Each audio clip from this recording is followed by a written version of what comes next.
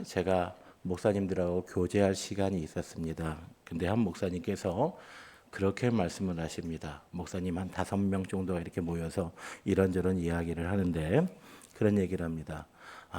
본인이 이제 은퇴가 얼마 남지 않았는데 본인이 몇 년 후에 은퇴해서는 자신의 모교회에 출석을 해야 되겠다라고 이야기를 하는데 그 중에 그곳에 계셨던 목사님 한 분이 그렇게 이야기합니다.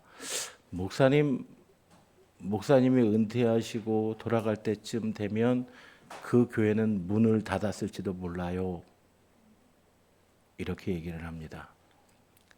그 목사님이 돌아가고자 하는 모교회는 우리 교단 내에서 이름만 대면 알만한 교회입니다.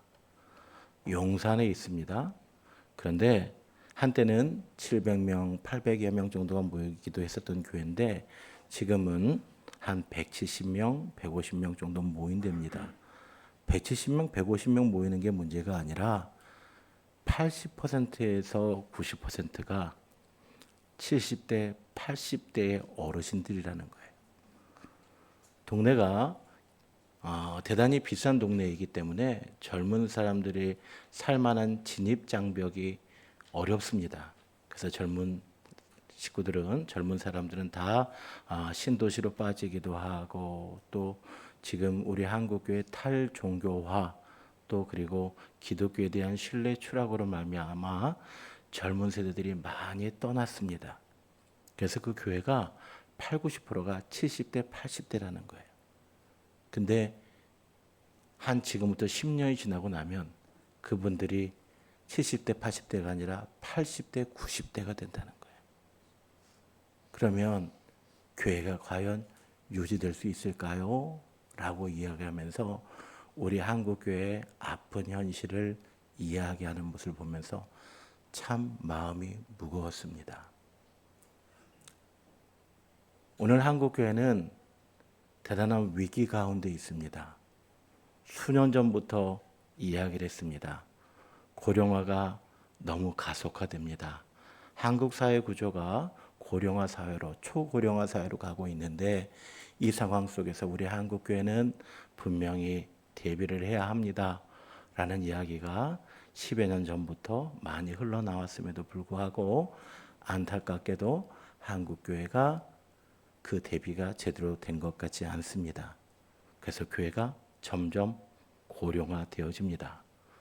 교회의 고령화 속도는 세상의 고령화 속도보다 더 빠릅니다. 여러분 우리 교회를 보셔도 아시겠지만 우리 교회도 어느덧 주축이 60대입니다. 그런데 이분들이 현역에 계실 때는 교회가 여러 가지 일로 감당할 수 있지만 이분들이 만약에 70대가 되시고 80대가 되셔서 은퇴하고 난 이후에 우리 교회를 과연 감당할 수 있을까라는 생각을 합니다. 이러한 아픈 현실들 가운데서 저는 2026년을 시작하면서 여러분들에게 호세아 6장 1절부터 6절까지 말씀을 통해서 하나님께로 뭐하자? 돌아가자. 우리가 여호와를 힘써 알자. 그가 찢으셨으나 싸매어 주실 것이다. 라는 말씀을 통해서 회복에 대한 말씀을 지난 주간에 나눴습니다. 그리고 오늘부터 몇 주간에 걸쳐서 저는 느헤미야의 이야기를 통해서 회복과 재건에 관한 이야기를 하려고 합니다. 느헤미야서는 우리가 너무나 잘 알고 있는 이야기입니다. 느헤미야가 뭐를 재건했죠? 너무나 잘 알고 있다 그랬는데 뭐를 재건했어요? 예루살렘 성전 아니에요. 성전 아니고 성벽을 재건했습니다. 예루살렘이 BC 586년 이제 바벨론에서 멸망당하게 됩니다. 바벨론에서 멸망당하게 될 때 예루살렘 성전이 불타고 예루살렘 성벽이 무너지고 모든 것들이 불타버렸습니다. 그러나 하나님께서 회복에 대한 분명한 메시지를 주셨고 BC 538년에 이제 고레스를 통해서 페르시아 왕 고레스를 통해서 예루살렘 성전의 재건이 이루어지게 되어집니다. 그래서 이제 예루살렘 성전을 재건하기 위해서 스룹바벨을 중심으로 해서 1차 포로 귀환 자들이 예루살렘으로 돌아오게 됩니다. 바벨론에서의 그들의 삶을 내려놓고 신앙을 찾아서 신앙의 회복을 찾아서 하나님 앞에 예배를 회복하기 위해서 그들이 먼 곳에서 어디까지 와요? 예루살렘까지 옵니다. 그런데 그 예루살렘에서 예루살렘 성전을 재건하는 것이 결코 쉬운 일이 아니었습니다. 이 성전을 재건하면서 오랜 시간이 걸렸습니다. 515년까지 그들이 한 23년간에 걸쳐서 예루살렘 성전이 재건되어집니다. 그런데 성전이 재건되었다고 해서 다 끝난 게 아니에요. 성전은 재건되었는데 그곳에서 하나님이 원하는 제사, 하나님이 원하시는 그 말씀이 선포되어지지 못합니다. 그때에 이제 BC 458년에 에스라를 중심으로 해서 2차 포로 귀환이 돌아옵니다. 그리고 그들이 예루살렘 성전에서 이제 온전히 말씀에 근거한 제사를 드리기 시작합니다. 자, 그러면 어떻습니까? 이 정도 됐으면 하나님께서 이제 예루살렘의 이런 성전의 회복을 통해서 하나님께서 그들에게 복을 주셔야죠. 여러분 생각해 보세요. 그들이 오랫동안 터전을 쌓았던 그 바벨론에서 모든 것들을 포기하고 뭐를 위해서 돌아왔어요? 성전을 위해서 돌아왔습니다. 하나님께 제사하기 위해서 예배하기 위해서 모든 것을 내려놓고 돌아왔다면, 그리고 그들이 오랜 시간을 통해서 이제 우여곡절 가운데서도 마침내 성전을 다시 재건해내고 그리고 하나님 앞에 예배하는 모습을 말씀 앞에 살기 위해서 노력했다면 하나님께서 이제 이스라엘 백성들에게 이제 은혜를 주셔야 되지 않겠어요? 그죠? 그런데 여러분, 이들이 예배하고 있음에도 불구하고 예루살렘 성전에서 예배하고 있음에도 불구하고 이들은 여전히 힘들고 어려운 상황 가운데 있습니다. 오늘 본문의 말씀을 다시 한번 볼까요? 느헤미야서 1장 1절과 2절의 말씀 봅니다. 자, 느헤미야의 말이라. 아닥사스다 왕 제20년 기슬6월에 내가 어디에 있었어요? 수상궁에 있었어요. 자, 느헤미야는 지금 어디에 있어요? 궁에 있어요. 궁에. 자, 아닥사스다 왕의 궁에 있습니다. 왜 궁에 있습니까? 11절 볼까요? 11절 맨 끝에 보면 그때 내가 왕의 뭐가 되었다? 술관원이 되었다. 술관원이 되었다는 것은 뭐예요? 왕이 음식을 먹을 때, 술 먹을 때 기미하는 사람이에요. 그러면 쉽게 얘기하자면 이 사람은 왕의 최측근이에요. 당시에 페르시아 왕의 최측근이라고 하는 자리는 높은 자리일까요? 낮은 자리일까요? 아니, 높은 자리죠. 그러면 그의 어떻게 보면 일생이 어떻게 돼요? 이제는 그냥 아주 그냥 뭐죠? 잘 나갈 수 있는, 소위 세상에 말하는 성공한 사람의 자리에 있는 사람이 누구예요? 느헤미야예요. 느헤미야. 그런데 이 느헤미야에게, 자, 2절 말씀 보겠습니다. 내 형제들 가운데 하나인 하나냐가 두어 사람과 함께 유다에서 내게 이르렀기로. 이 느헤미야의 형제 중에서, 친척 중에 하나냐라는 사람이 있어요. 이 사람이 그의 친구들과 더불어 어디를 갔다 왔어요? 예루살렘을 갔다 왔어요. 어떤 이유로 갔다 왔는지는 알 수 없지만 성지순례를 했는지 하나님 앞에 예루살렘 성전 가서 예배를 드리기 위해서 갔는지 어떤 이유인지 성경에 나와 있지 않지만 그들이 여하튼 예루살렘에 갔다 왔어요. 그래서 느헤미야가 2절에 묻습니다. 내가 그 사로잡힘을 면하고 남아있는 유다와 예루살렘 사람들의 형편을 물은즉. 그 예루살렘은 어때? 유다 어때? 마음의 고향이잖아요. 마음의 영적인 고향이잖아요. 우리 쉽게 얘기하면 이런 얘기할 수 있을까요? 우리가 오랫동안 지방에서 살다가 나이가 들어서 서울에 왔어요. 서울에 와서 서울에 있는 교회를 잘 다니는데 어느 날 내 고향 모교회 출신 분이 내게 왔어요. 그래서 그분에게 이야기를 하는 거예요. 교회 어때? 라고 이야기했을 때 어떤 소리가 은혜가 될까요? 아, 교회가 여전히 힘있게 은혜롭게 잘 성장하고 있어. 이런 이야기를 들으면 참 은혜가 될 거예요. 그런데 어떻습니까? 그 교회가 참 어려운 일을 당했어. 그 교회 나온 모든 사람들이 다 어렵고 성도들이 교회가 뿔뿔이 흩어졌어. 라는 이야기를 들으면 어떨까요? 마음이 아프겠죠. 오늘 본문의 말씀에도 이런 상황이에요. 남겨져 있는 유다 땅 예루살렘이 어떠냐고 형편을 물었더니 그들이 말합니다. 3절 그들이 내게 이르되 사로잡힘을 면하고 남아있는 자들이 그 지방 거기에서 큰 뭐를 당해요? 환난을 당하고 또 뭐를 당해요? 능력을 받아요. 예루살렘 성은 뭐해지고 허물어지고 성문들은 다 어떻게 됐어요? 불탔다라는 이야기를 누가 들은 거예요? 느헤미야가 들은 거예요. 그랬더니 느헤미야가 어떻게 반응합니까? 내가 이 말을 듣고 앉아서 울고 수일 동안 뭐하며 슬퍼하며 하늘이 하나님 앞에 뭐하며 금식하며 기도합니다. 이 이야기를 들었습니다. 마음이 아프겠죠. 마음이 아픈 느헤미야가 어떻게 합니까? 슬퍼합니다. 울고 슬퍼합니다. 그리고 금식하며 뭐예요? 기도합니다. 여러분 공감이라고 하는 단어 혹시 아시나요? 공감, 함께 느낀다라는 단어예요.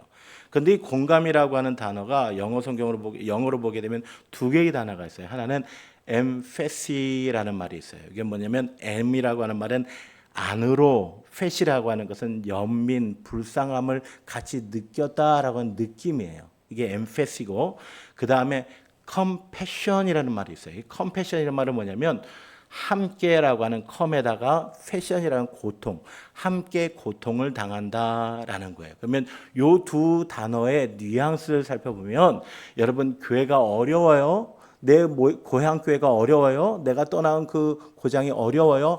아이고 참 안 됐다. 어떡하면 좋아. 이렇게 하면 그 앞에 엠패스 정도예요. 그런데 교회가 어렵네. 힘든데 어떡하지? 내가 그 교회를 위해서 돌아가서 무엇을 할 수 있을까?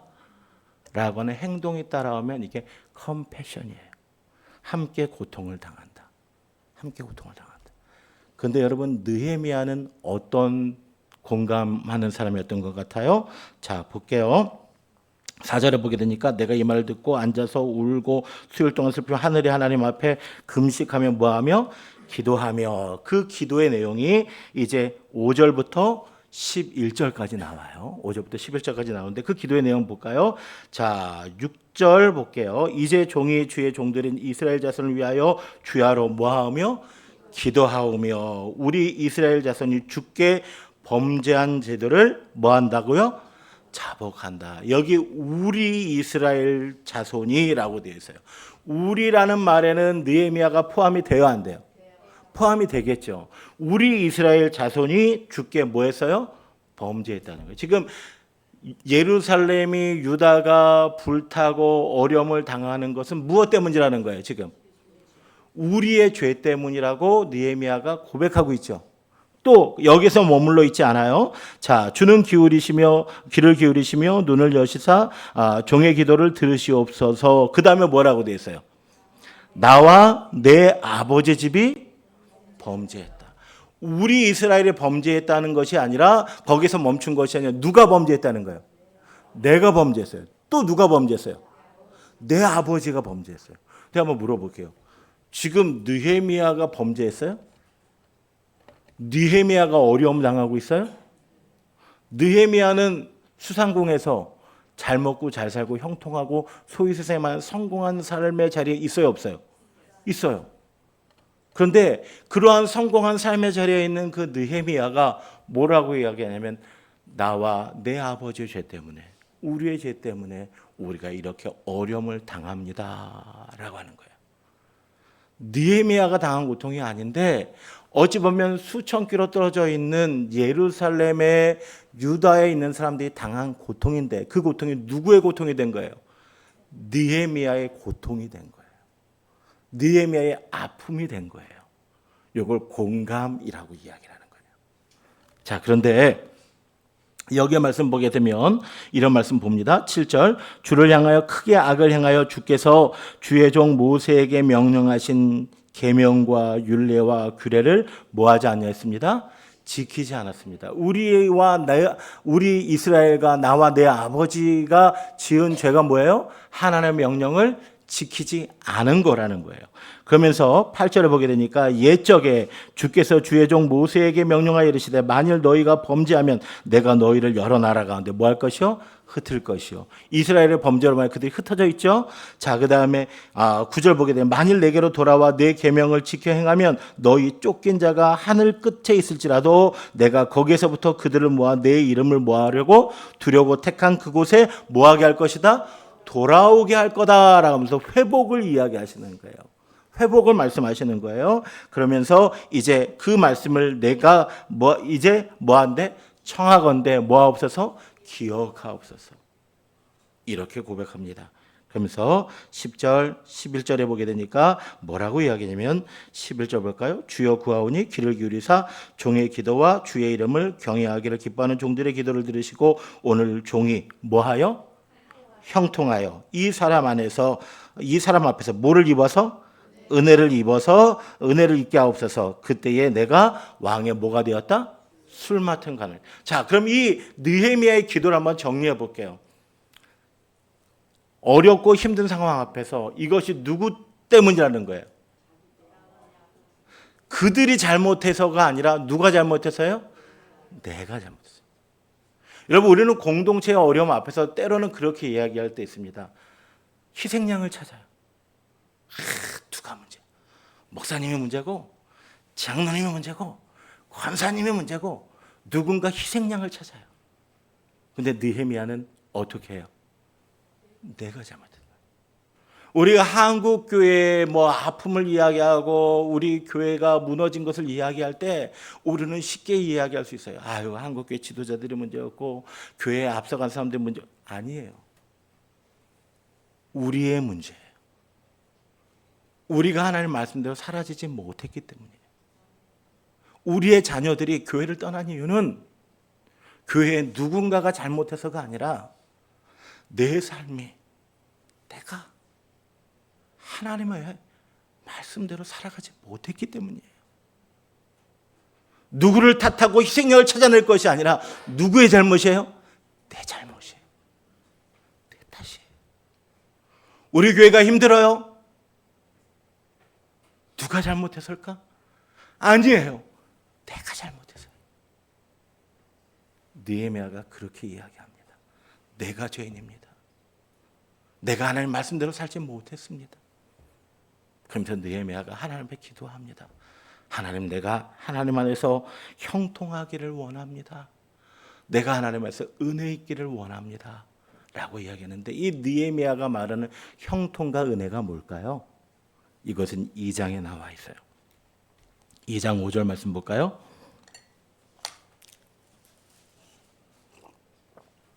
읽어봅니다. 시작. 왕에게 아뢰되 왕이 만일 좋게 여기시고 왕의 목전에서 은혜를 얻었사오면, 자, 여기 보세요. 은혜를 내가 얻으면 어떻게 하겠다는 거예요? 나를 유다 땅 나의 조상들의 묘실이 있는 성읍에 보내어 그 성을 건축하게 하옵소서 하였는데, 이 얘기는 뭐예요? 지금 느헤미야가 하나님의 은혜를 잊기 위해서 기도해요. 이 기도의 시간이 보통 기슬월부터 니산월까지가 3달에서 4달 정도예요. 3달에서 4달 동안 느헤미야가 끊임없이 기도했어요. 뭐를 얻기 위해서? 은혜를 얻기 위해서. 그 은혜는 뭐냐면 왕이 내게 물어봤을 때, 내가 왕에게 이야기했을 때 왕이 나로 하여금 어디로 갈 수 있도록? 예루살렘으로 갈 수 있도록 해달라고 하는 그 은혜를 얻기 위해서 지금 느헤미야가 뭐하고 있어요? 기도하고 있어요. 느헤미야의 기도는요, 막연한 기도가 아니었어요. 느헤미야의 기도는요, 문제의 원인을 분명히 찾았어요. 하나님, 우리의 잘못입니다. 그러면 거기에서 머물러 있는 것이 아니라 그 잘못된 곳에서 그는 돌이키기를 원했어요. 그러면서 그 돌이키는 과정 가서 내가 어떤 일을 할 수 있을까를 먼저 고민하고 기도하고 있는 거예요. 여러분, 우리는 공동체가 어려움을 당하고 교회가 어려움을 당하고 가정이 어려움을 당하면 우리는 희생양을 찾고 또 그 되어지는 과정에서 나는 쏙 빠지고 누가 잘해야 돼? 누가 해야 돼? 라고 이야기하는 그런 모습이 혹시 우리에게 없습니까? 오늘 느헤미야는 그렇게 하지 않아요. 그렇게 하지 아니하고 하나님 앞에 내가 어떻게 할 수 있을까? 구체적인 방법들을 가지고 하나님 앞에 기도하고 있어요. 우리가 야고보서 1장 한번 볼까요? 야고보서 1장. 1장 5절 말씀 보게 되면 이렇게 1장 5절 말씀 보게 되면 여러분 한번 뭐라고 되어 있는지 한번 찾아봅시다. 시작. 너희 중에 누구든지 지혜가 부족하거든 모든 사람들에게 후히 주시고 꾸짖지 아니하시는 하나님께 구하라. 그리하면 뭐하리라? 주시리라. 이렇게 이야기합니다. 느헤미야가 이 어려운 현실 앞에서 내가 이 현실의 문제를 어떻게 해결할 수 있을까 하나님 앞에 기도했어요. 이 기도는 하나님 앞에 내가 무엇을 어떻게 감당할 거야라는 지혜를 구하는 기도였어요. 여러분, 오늘 우리들이 어려운 상황들과 현실에 놓여지게 된다면, 무너져 있는 예루살렘 성벽을 우리가 발견하게 된다면, 무너져 있는 예루살렘 성전을 우리가 깨닫게 되어진다면, 우리는 먼저 하나님 앞에 지혜를 구하기 위해서 기도할 수 있는 저와 여러분 되어지기를 소망합니다. 그런데 그 기도는요, 무엇으로 완성되고 있어요? 자신의 희생과 헌신으로 완성되고 있어요. 여러분, 2장의 이야기를 다음 주에 하겠지만 쭉 이야기는 뭐예요? 결국 느헤미야가 그 힘들고 어려운 땅 어디로 돌아가겠다는 거예요? 예루살렘으로 돌아가겠다는 거예요. 자기가 가서 예루살렘 성벽을 뭐 하겠다는 거예요? 재건하겠다는 거예요. 한번 여러분 여기서 물어볼게요. 느헤미야가 꼭 그렇게까지 해야 할 필요가 있을까요? 없을까요? 만약에 우리가 입장을 바꿔서 내가 우리 모교회가 힘들어졌어요. 어려워졌어요. 무너졌어요. 그 이야기를 들으면 우리는 어떻게 반응 보일까요? 안 됐다. 어떡하지? 내가 그 교회에다가 조금 이렇게 후원을 좀 할 테니까 누군가 있으면 좋겠다. 이 정도만 하면 우리 훌륭한가요? 훌륭하지 않은가요? 이것도 되게 훌륭한 거예요. 그죠? 그런데 야, 우리 모교회가 무너졌네? 어렵네? 지방이네? 그럼 내가 하던 일을 다 때려치고 거기에 가가지고 그 교회를 재건하는 일에 내가 누구보다 앞장서고 희생해야 되겠다라고 하면 여러분 납득이 되세요? 이해가 되세요? 우리는 이렇게 한다고 하면 우리는 이렇게 하면 뭘 그렇게까지? 그죠? 뭘 그렇게까지 해? 적당하게 아파하고 적당하게 헌금하면 되지 뭐 이렇게 생각하는 게 사실 우리의 모습일지도 몰라요. 그런데 이 느헤미야는 뭘 그렇게까지 합니다. 아닥사스다의 그 수상궁에서 모든 것들을 누리고 살던 그 느헤미야는 자신의 모든 것들을 내려놓고 그 예루살렘에는 어떠한 위험이 어떠한 아픔이 도사리고 있을지도 모르지만 그럼에도 불구하고 느헤미야는 그렇게 합니다. 왜 그럴까요? 하나님이 우리를 사랑하시죠. 그죠? 하나님이 우리를 사랑하셔서 우리를 구원하시기 위한 하나님의 계획이 있어요. 그럼 하나님이 얘들아 내가 너희를 사랑한다 좀 돌아와라. 이 정도만 하시면 괜찮아요. 맞아요? 요한복음 3장 16절에 보게 되면 하나님이 세상을 이처럼 사랑하사 누구를 주셨어요? 뭘 그렇게까지 생각 안 드세요? 하나님이 독생자 하나밖에 없는 아들을 주시기까지 그리고 그 아들이 십자가에 달려서 고통당하고 찢기우고 그 모든 것들을 보시는 그 아픔을 느끼시면서까지 우리를 사랑하셨어요. 여러분, 오늘 우리가 이 말씀 앞에서 저와 여러분들이 도전 받기를 원합니다. 여러분, 느헤미야는 뭘 그렇게까지? 그런데 그것이 누구를 닮아가는 모습이에요? 예수님을 닮아가는 모습이에요. 야고보서 2장 14, 15, 16절 한번 볼까요? 야고보서 2장 14, 15, 16절 내 형제들아 만일 사람이 믿음이 있노라고 행함이 없으면 무슨 유익이 있으리요 그 믿음이 능히 자기를 구원하겠느냐 만일 형제나 자매가 헐벗고 일용할 양식이 없는데 너희 중에 누구든지 그에게 이르되 평안히 가라 덥게 하라 배부르게 하라 하며 그 몸에 쓸 것을 주지 아니하면 무슨 유익이 있으리요. 야고보서는 우리에게 분명하게 이야기합니다. 행함이 없는 믿음은 무슨 믿음이라 그래요? 죽은 믿음이라 그래요. 그러면 여러분, 형제가 배고프고 춥고 고난 당하고 있어요. 그러면 이것을 보고 있는 형제가 넉넉할까요? 그런데 하나님이 그런 이야기를 하잖아요. 뭐하게 하라? 덥게 하라, 배부르게 하라 하며 그 몸에 쓸 것을 뭐하지 않냐면 주지 않냐면. 오늘 아침에 제가 우리 오창규 성도님이 보내신 그 음성을 듣는데 그런 이야기를 해요. 생명의 말씀 안 가져가신 분들 꼭 가져가세요. 가져가시는데 해당되시는 분들 가져가시기 바랍니다. 그런데 오늘 아침에 예화 중에 그런 거 있었죠. 한 아버지가 돌아가셨어요. 가난했어요. 아무것도 남긴 것도 없어요. 그런데 마지막으로 돌아가시면서 유언을 남겼어요. 나를 어디에다 묻어달라? 텍사스에다 묻어달라. 아들들이 화가 났어요. 우리에게 남겨준 것도 없는데 그 돈 들이고 힘들어서 뭐 텍사스까지 가서 우리를 묻어달라고 이야기하느냐고. 근데 거기에서 신앙심이 좋은 큰아들이 그 아버지를 이제 텍사스에 묻어드리게 돼요. 비용이 들죠? 힘이 들죠? 여러 가지 어려운데 그 아들이 그렇게 얘기를 했다 그래요. 말씀에 내 부모를 공경하라 라고 이야기했지 어떤 부모를 공경하라는 이야기는 있다 없다? 없다.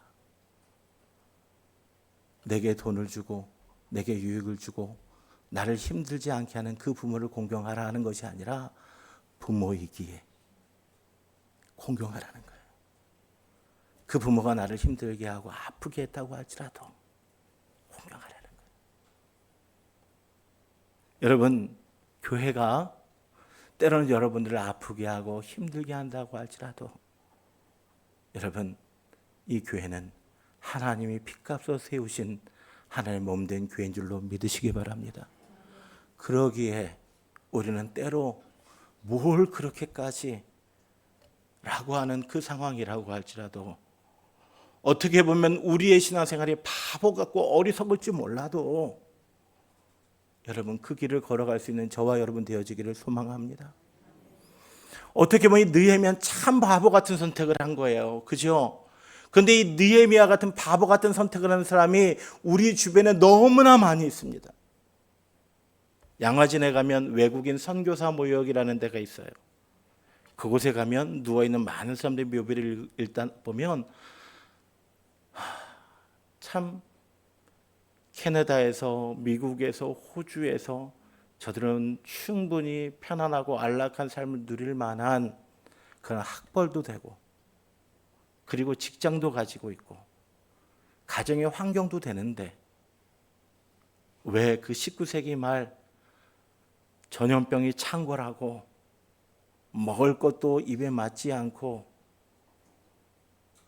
정말 위험이 도처에 도사리고 있는 이 조선 땅에 와서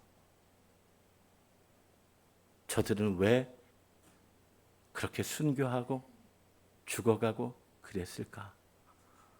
적당하게 미국에서 캐나다에서 호주에서 조선을 위한 헌금 정도 하고 기도 정도 해주면 되지 뭘 그렇게까지 바보같이 이것이 우리가 말하는 세상의 기준일지 모릅니다. 그러나 그들의 희생과 그들의 헌신이 있었기에 오늘날 우리 대한민국이 우리 교회가 있게 된 줄로 믿습니다. 여러분 기억하십시오. 이 땅이 조선시대 그 암울했던 곳 속에서 이제 깰 수 있었던 가장 중요한 교육의 힘입니다. 교육을, 의료를, 그리고 한글을 체계화시키는 데 가장 앞장섰었던 분들이 바로 우리 믿음의 선배들이었습니다. 그들의 희생으로, 그들의 헌신으로 그렇게 됐습니다. 그런데 여러분, 오늘 우리는 이 안타까운 한국의 현실들 앞에서 무너져버린 다음 세대 앞에서 우리는 과연 아픔을 느끼시고 계십니까? 그리고 이것이 무엇 때문이라고 생각하십니까? 저와 여러분이 하나님 앞에 바로 살지 못했기 때문이에요. 우리가 소금으로 빛으로 우리를 통해서 하나님의 사랑을 우리 다음 세대들에게 보여주지 못했기 때문에 우리는 그들에게 쉽게 판단하고 정죄하고 그들의 잘못은 지적할 줄 알았지만